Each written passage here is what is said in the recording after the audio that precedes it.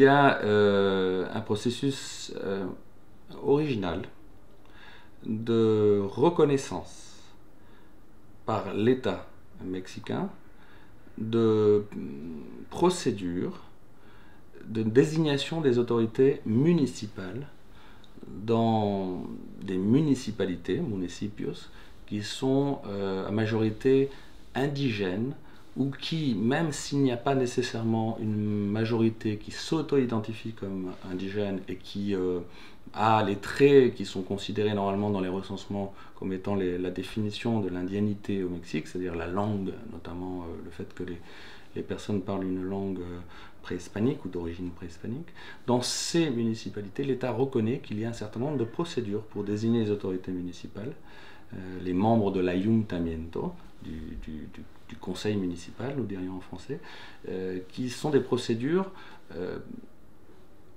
très anciennes. Je suis prudent là-dessus, parce qu'évidemment, ce sont des procédures qui distinguent ces collectivités et qui sont souvent utilisées ou revendiquées comme des marqueurs d'identité, notamment des marqueurs d'indianité, mais ce ne sont pas forcément des procédures qui remontent à l'époque préhispanique. Mais dans le discours, il y a une certaine idée de nous avons une forme d'organisation communautaire différente, c'est ce qui fait que nous sommes différents des autres, c'est un marqueur d'identité, j'insiste là-dessus, et souvent ça a été perçu à la fois par ceux qui sont en dehors de ces villages ou de ces municipalités et par les fonctionnaires, les agents de l'État, comme exclusifs de populations indigènes, ces procédures-là. Procédures qui sont communément appelées usos y costumbres, les us et coutumes. C'est une vieille expression coloniale. En fait, une grande partie de ces pratiques-là, telles que nous les connaissons, ont pris forme à l'époque coloniale. On peut discuter longuement sur le syncrétisme qui se constitue à ce moment-là entre ce qui a pu être une certaine forme d'organisation des sociétés précolombiennes et ce qu'apporte, ce qu'imposent les Espagnols dès le XVIe siècle. Je pense qu'en général, toutes ces pratiques-là sont une rupture très très grande avec ce qui a pu exister avant l'arrivée des Espagnols, puisque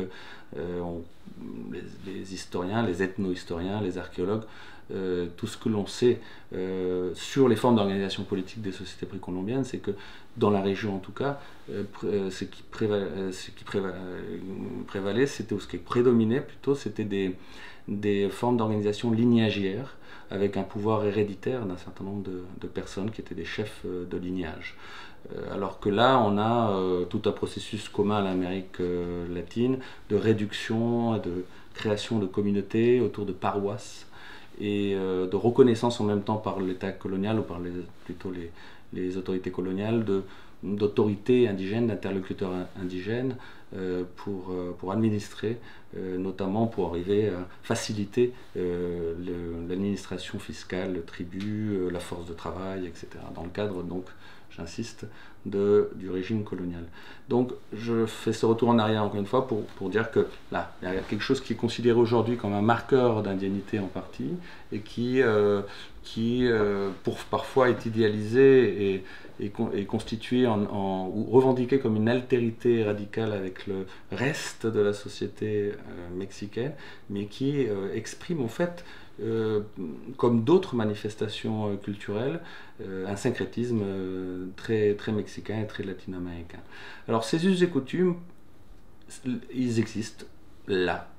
Les autorités sont désignées par des assemblées en général avec la délibération et la participation très variable d'un endroit à l'autre de personnes adultes, parfois seulement les hommes, parfois aussi les femmes, pour décider quelles sont les personnes de la communauté qui doivent, c'est plutôt une question d'obligation, assumer un certain nombre d'obligations, et notamment les obligations qui sont liées à l'administration de la municipalité. Mais pas seulement, puisqu'il y a une imbrication souvent entre des fonctions qui sont liées à la liturgie, au culte catholique, au culte religieux et aux fêtes, qui sont aussi des institutions très importantes puisqu'elles elles sont productrices et reproductrices de la communauté, du lien communautaire. Et puis, ces ayuntamientos, ces municipios, leur forme d'organisation qui fonctionne pendant très longtemps, jusque dans les années 1990, par ce système d'obligations, de cargos, on dirait, où les fonctionnaires municipaux finalement sont désignés par les autres membres du village et doivent effectuer des mandats qui peuvent varier d'1 an, 2 ans, 3 ans, de mandats au sein du conseil municipal, y compris le mandat de presidente municipal, le maire, ou d'alcalde, le juge, mais aussi en général une autorité qui se charge de la relation avec le culte religieux et avec un certain nombre d'autorités traditionnelles dans la communauté. Donc voilà, l'État légalise, on va dire, ces coutumes-là dans les années 1990, dans le Oaxaca. Il y en a ailleurs que dans le Oaxaca, mais le Oaxaca est d'une certaine façon à l'avant-garde en disant ce qui existe là, et on fait semblant de ne pas le voir, on le connaît, et le parti dominant, le parti révolutionnaire institutionnel, d'une certaine façon coopte les autorités désignées par les villages et en fait ces autorités et les embrigade d'une certaine façon dans le parti révolutionnaire institutionnel. Et ben, dans les années 90, à la fois par un résultat de cette convergence dont j'ai parlé, de mouvements de revendication indigènes, régionaux, et de la transformation de l'État, un État qui a besoin de se relégitimer, il va y avoir une légalisation où tout simplement l'État va dire ben, je reconnais que vos procédures sont tout à fait acceptables, même si elles ne correspondent pas aux standards de la démocratie électorale que nous avons par ailleurs mis en place dans le pays depuis la transition démocratique.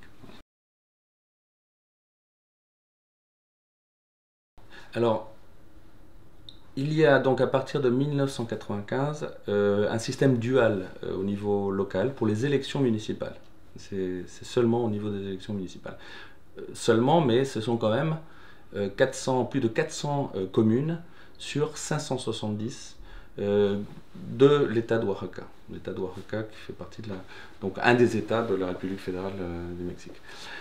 570 municipalités, 417 maintenant, et à cette époque-là, il y avait une incertitude sur une dizaine de municipalités en 1995. Ça fait beaucoup. Ça fait beaucoup. Ce sont des petites communes, des communes démographiquement petites, pas forcément territorialement petites. 70% d'entre elles ont moins de ou jusqu'à 5000 habitants. Mais ce sont des collectivités, des communes parfois très anciennes, et justement qui correspondent dans certains cas à une certaine délimitation territoriale établie à l'époque coloniale et au moment de l'indépendance du Mexique. Donc l'État, dans la reconnaissance de ces procédures, quand même, ce sont les 3/4 des mairies et des gouvernements municipaux qui vont être désignés par des procédures variables selon les communes, selon les traditions de chacune de ces municipalités. Et donc c'est quand même un fait qui domine dans le jeu politique local. C'est pas simplement un fait marginal, minoritaire dans la politique locale et régionale au sens province.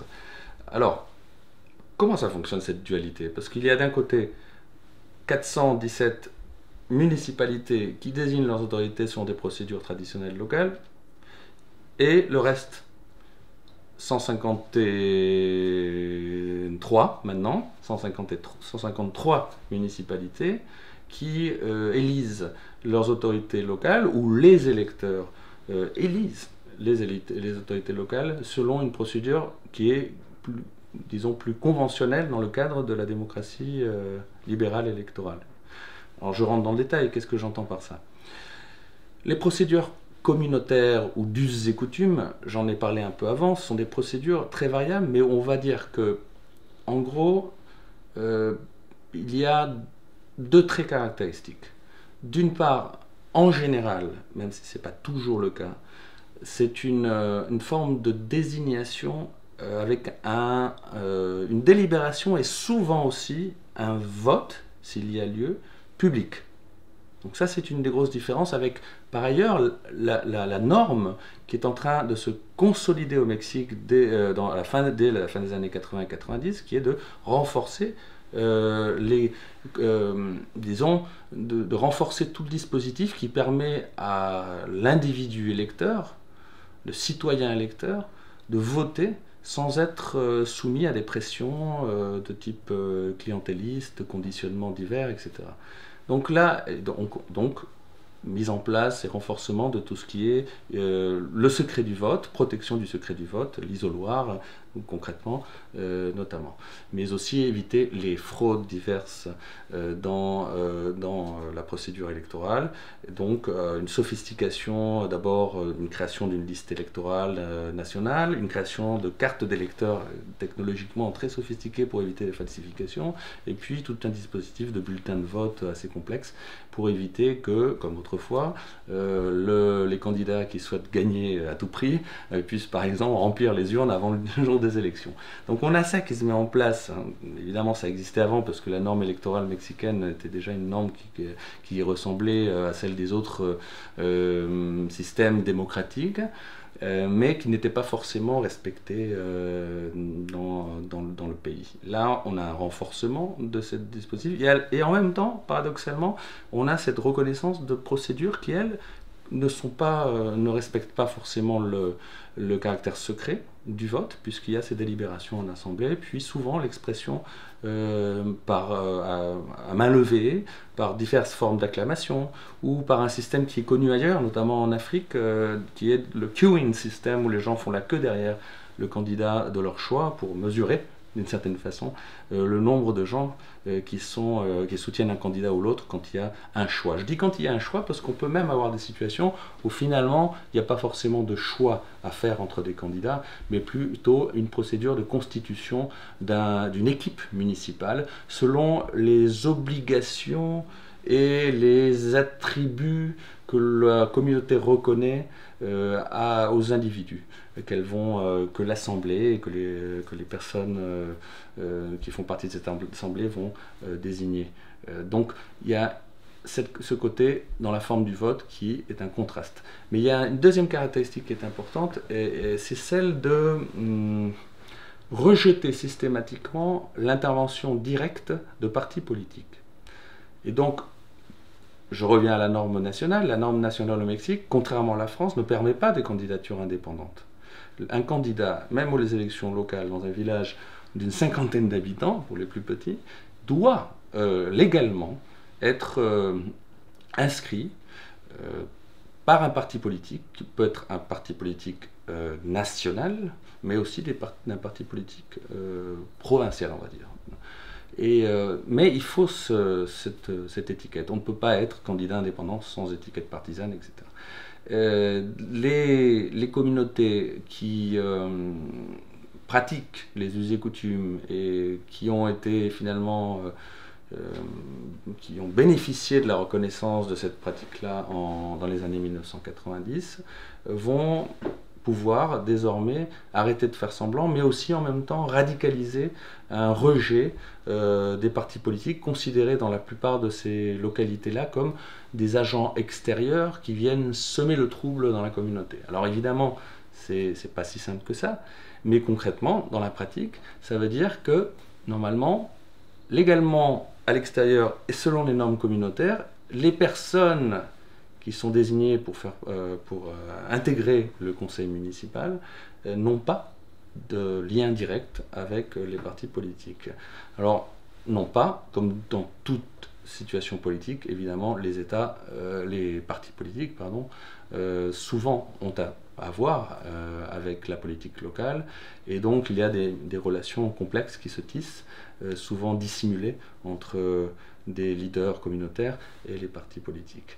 Et là, on a ce système communautaire, et puis dans le reste, on a un système où les partis politiques et les candidats choisissent des candidats, soutiennent des candidats locaux, nomment des candidats au niveau local, et entre là. On ne peut pas avoir la coexistence des deux dans une même municipalité. Ça, c'est l'originalité, et en même temps, ce qui, en fait, est un peu compliqué. C'est-à-dire que dans 417 municipalités, vous avez des élections qui sont étalées tout au long d'une année, parfois avec des calendriers très différents, avec en général des procédures de désignation qui se multiplient tous les 3 ans, puisque ça c'était une loi ancienne qui finalement est restée devenue aussi une coutume dans les communautés.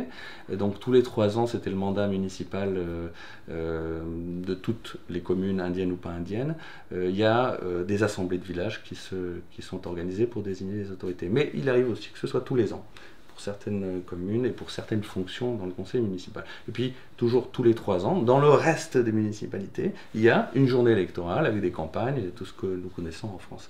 Alors, ça crée quand même des conflits. Parce que c'est dual, c'est des deux côtés, mais évidemment rien ne peut être complètement étanche dans ce genre de questions-là. Donc il y a toujours un certain nombre de communes dans lesquelles la société locale a un certain nombre de conflits, et notamment des conflits qui peuvent déboucher sur une mise en cause de la procédure de désignation des autorités.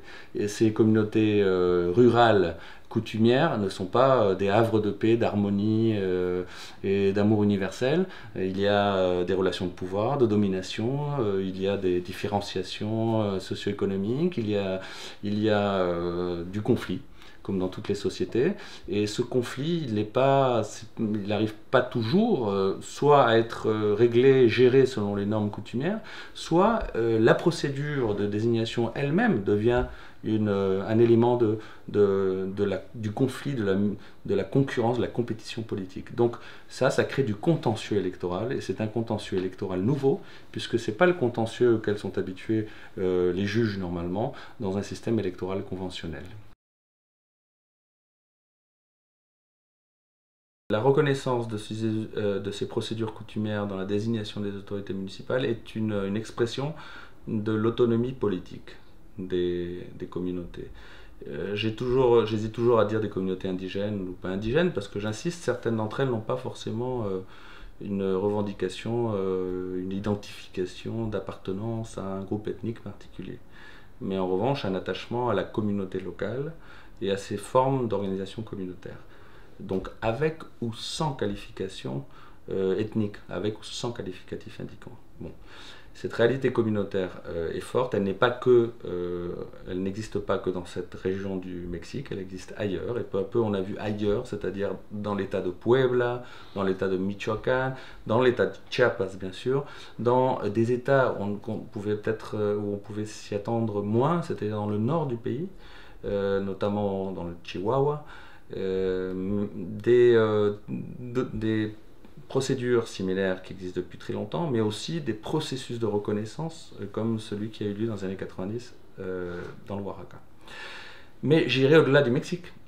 Cette autonomie politique fondée sur une légalisation ou une officialisation plutôt des normes locales, ça arrive ailleurs.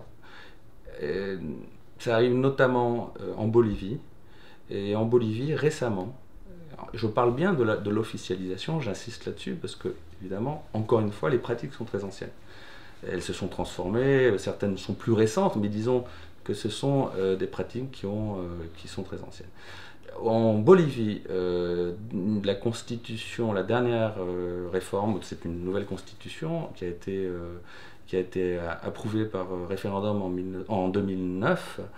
Dans cette constitution, il y a aussi des éléments qui font référence au respect des formes d'organisation politique et notamment de désignation des autorités locales dans ce qu'ils appellent maintenant en Bolivie les autonomies originarias, donc autochtones, originaires, indígenas, indigènes, campesinas, paysannes. Les trois notions sont mises côte à côte. Donc l'autochtone, originario, le natif, l'originaire, l'indigène et le paysan. C'est 2009, donc c'est très récent, c'est en train de se mettre en place, cette officialisation. Et c'est arrivé ailleurs à des degrés différents, notamment en Équateur. Qu'est-ce que ça donne, en gros? D'abord, comme beaucoup de choses concernant l'Amérique latine, il faut éviter de généraliser de façon abusive. Donc, chaque réalité est différente, et même si on peut avoir des expressions qui sont similaires, des mots, des notions qui sont similaires, en fait, ce sont des processus souvent très différents. Et le nominalisme peut nous amener à commettre des erreurs. Pour ce qui concerne le Oaxaca, l'autonomie politique, par cette officialisation des coutumes, a permis de réduire de façon significative la violence qui était souvent associée ou qui pouvait dériver des élections locales. C'est-à-dire qu'à un moment où les règles n'étaient pas, il n'y avait pas cette dualité, l'intervention d'agents extérieurs à la communauté, articulée toujours avec des personnes à l'intérieur de la communauté, qui cherchaient à contrôler le pouvoir local, entrer en conflit avec un certain nombre de pratiques d'usage, et surtout, parce que j'insiste sur le fait qu'il y a du conflit dans ces communautés-là de toutes les manières, il y avait finalement deux systèmes complètement imbriqués où, selon les circonstances, les ressources et les stratégies des acteurs, les uns pouvaient faire appel au juge électoral, aux partis politiques, etc., et les autres à leurs autorités traditionnelles et à une certaine notion de c'est ce que nous faisons toujours et nous avons fait pendant des centaines d'années. Donc ça ne facilite, il y avait un manque de clarté, disons, dans les règles du jeu, qui compliquait, même pouvait aggraver un certain nombre de conflits locaux, et qui empêchait l'autorité électorale d'arbitrer. Sur ce premier plan-là, cette officialisation, donc cette reconnaissance d'autonomie politique a permis de réduire de façon significative les conflits, mais surtout la violence associée au conflit. Je fais la nuance parce qu'il y a des conflits, mais c'est du contentieux électoral qu'on peut en avoir dans n'importe quelle société démocratique, qui commence peu à peu à trouver des canaux institutionnels pour être gérés, pour être réglés. Ça, c'est un premier point. Sur cette question de l'autonomie, rapidement, je pense qu'il y a un côté qui est moins positif et qui est d'avoir mis en... Et c'est pour ça que j'ai insisté sur la réforme de l'État et l'ajustement structurel. Je pense que jusqu'à un certain point, l'État s'est un peu désengagé. C'est-à-dire que la reconnaissance, en fait, est aussi une façon de légitimer un désengagement de l'État. Et pourquoi je dis ça? Parce que finalement, il y a un grand nombre de ces municipalités coutumières qui continuent à être finalement marquées par la pauvreté, de vrais problèmes d'infrastructures élémentaires de base pour les populations locales, des problèmes d'emploi, de revenus, des problèmes de carence, etc. Et donc cette misère dans les régions à majorité indigène, et où en général aussi se trouvent ces villages coutumiers, où prévaut cette forme d'autonomie politique, ben ce sont des populations, des sociétés qui se sentent un peu, disons, abandonnées par l'État. Donc il y a un certain désengagement, une déresponsabilisation un peu de l'État qui du coup dit ben, vous êtes autonome, ben, arrangez-vous comme vous pouvez, vous le faites à votre manière, nous on va être gentils, on va vous respecter. Il faut vraiment éviter d'idéaliser les formes d'organisation communautaire, il faut éviter d'idéaliser les us et coutumes. Maintenant, d'ailleurs, dans la loi récemment réformée, il l'appelle Sistemas Normativos Internos. Ils ont enlevé, donc c'est plus l'ancien terme d'origine coloniale, c'est plus non plus normas indígenas o derechos indígenas, il n'y a pas le qualificatif identitaire ethnique, c'est des systèmes normatifs ou des normes internes au village, internes à la municipalité, qui ne s'appliquent pas pour d'autres niveaux d'élection. Bon, ces normes communautaires, d'accord, elles sont légitimes souvent au niveau local. C'est souvent ce que les gens ont l'habitude de faire, et c'est aussi une façon de régler un certain nombre de problèmes au niveau local. Elles sont efficaces, bon, ça marche. Mais dans certains cas, elles ne le sont plus. Dans certains cas, les conflits dépasse complètement les mécanismes et les capacités locales, traditionnelles, de gérer les tensions, les intérêts en conflit, etc. Ça peut aller depuis des situations les plus limites où il y a tout d'un coup une grosse ressource renouvelable ou non renouvelable, je pense aux mines, aux ressources minières, notamment dans la région. Et autour de l'exploitation de ces ressources-là, évidemment, il y a des groupes d'intérêt, des gens qui essayent d'en tirer profit, et la communauté se divise autour du profit à tirer de cette ressource. Mais ça peut être aussi simplement, ce qui peut arriver ailleurs, des rivalités entre familles, entre factions, autour des projets à mettre en œuvre dans la communauté, quels qu'ils soient. Et puis, et bien sûr, et on en arrive à une question qui peut dériver sur des problèmes de corruption, la gestion des deniers publics.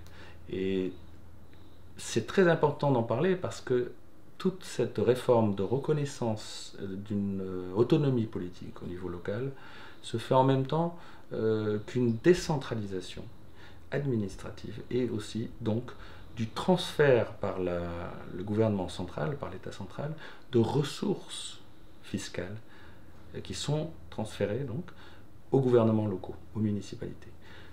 Avant 1995, la plupart de ces municipalités n'avaient absolument pas d'argent transféré par l'État central. Elles devaient gérer leur propre forme, en général, de système de réciprocité, de solidarité. Les gens faisaient eux-mêmes les travaux publics, les travaux d'intérêt généraux. C'était des obligations, il n'y avait pas d'argent, il fallait le faire. Donc c'était de la main-d'œuvre, c'était du matériel de construction.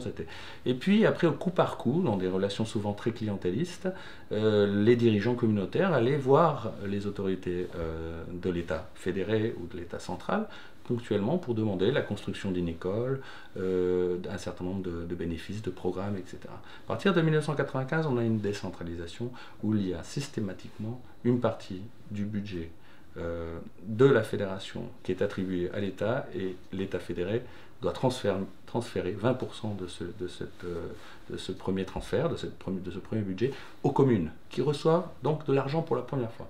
Et là, évidemment, ça change tout. Ça change tout parce qu'on n'est plus dans des formes de solidarité par nécessité, on est dans des formes de solidarité revendiquées, mais on a aussi cette nouveauté qui est d'avoir à gérer des sommes qui nous paraîtraient probablement ridicules, mais qui sont quand même considérables au regard du niveau de développement et du niveau de revenus en général dans ces communautés. Donc il y a du coup aussi énormément de mobilisation et de conflits autour du contrôle du gouvernement municipal. Quand autrefois c'était une obligation qui était même coûteuse pour la personne qui occupait les fonctions municipales, ça devient intéressant parce qu'on peut du coup d'abord avoir une rémunération, des honoraires, ce qui n'était pas le cas avant, et en plus pouvoir mettre la main sur de l'argent et éventuellement le détourner. Donc il y a eu, alors c'est vrai que c'est pas forcément, on peut pas dire d'une façon générale que dans les municipalités qui sont autonomes du point de vue politique, il y a un niveau de corruption supérieur aux autres. C'est pas le cas. Il n'y a rien qui nous indique qu'il y ait plus de corruption sous ce régime communautaire. Mais il est vrai que parfois les mécanismes traditionnels, l'assemblée de village notamment, qui demande des comptes aux autorités de façon ponctuelle, n'est pas suffisante et ça marche pas forcément. Et du coup, il y a des conflits qui ne peuvent plus être réglés au niveau local, et des personnes appartenant à la communauté vont avoir recours à un arbitre à l'extérieur. Donc l'État, le pouvoir judiciaire, etc. Et là, les articulations, les canaux, les formes d'intervention ne sont pas formalisées, sont très compliquées. Mais surtout, oui, il faut aussi introduire, outre l'argent, un autre élément, qui est celui, tout simplement, de l'instrumentalisation politique. Ne soyons pas angéliques, justement, s'il y a une reconnaissance de ces formes coutumières d'organisation des communautés au niveau local, c'est parce que le Parti révolutionnaire institutionnel, qui donc est issu de la révolution de 1910 au Mexique, ou en tout cas l'héritier des révolutionnaires de 1910, dans les années 1990, disons, soumis à la rivalité, à la concurrence d'autres partis politiques. En partie d'ailleurs créés par des dissidents du Parti révolutionnaire institutionnel. Je pense au Parti de la Révolution démocratique, un parti qui a été créé par des anciens dissidents du PRI qui se sont alliés à des communistes et à des dirigeants de gauche, d'une gauche plus, disons, d'organisation locale, de base, etc. Donc là, on a une véritable compétition politique, électorale dans les années 90, et le Parti révolutionnaire institutionnel, je pense, considère ce système coutumier qui, de fait, exclut les partis politiques des élections comme un avantage potentiel, c'est-à-dire une façon de limiter la pénétration des opposants et de l'opposition électorale dans les régions où prédominent ces institutions traditionnelles. Et donc c'est une façon d'essayer, pour le Parti révolutionnaire institutionnel, de limiter la compétition électorale et de préserver son hégémonie au niveau local. Alors, ça c'est une stratégie. Comme vous le savez, il y a des effets non voulus ou inattendus dans toute stratégie. Il y a des effets de composition en politique. Et on pourrait maintenant, avec un peu de recul, et en analysant de près notamment les résultats électoraux des élections législatives au niveau de l'État fédéré ou au niveau parlementaire, sénatorial au niveau fédéral, puis au gouverneur, donc pour l'exécutif et le président de la République, si on fait des calculs sur les 20 dernières années, on se rend compte que dans ces communes plutôt traditionnalistes, la tendance électorale correspond à peu près à celle qui accourt dans les autres municipalités moins traditionnalistes. C'est-à-dire que, en gros, jusqu'en 2000, le Parti révolutionnaire institutionnel perd énormément de votes, une véritable érosion. Donc son pari de maintenir l'hégémonie ne fonctionne pas, c'est un échec. Et puis, surtout en 2004, on a une première alternance dans le Oaxaca. On a une première alternance avec une coalition d'opposition, à la fois du Parti Action Nationale, centre-droit, qui est au gouvernement fédéral depuis 2000, et puis de ce Parti de la Révolution démocratique de centre-gauche, on pourrait dire, contre le Parti révolutionnaire institutionnel. Pour la première fois, on a un gouverneur qui n'est pas un gouverneur du parti qui avait dominé la politique dans cette région jusque-là. Donc, voilà, c'est un élément de complexité dans un jeu politique qui se transforme constamment. C'est un élément de plus à prendre en compte, avec des formes d'utilisation par différents acteurs. Revendiquer les coutumes, ça peut être fait par ceux qui veulent maintenir le contrôle du pouvoir, ou au contraire par ceux qui veulent le conquérir. Donc ça fait partie maintenant de la grammaire de la politique locale et régionale dans le sud du Mexique.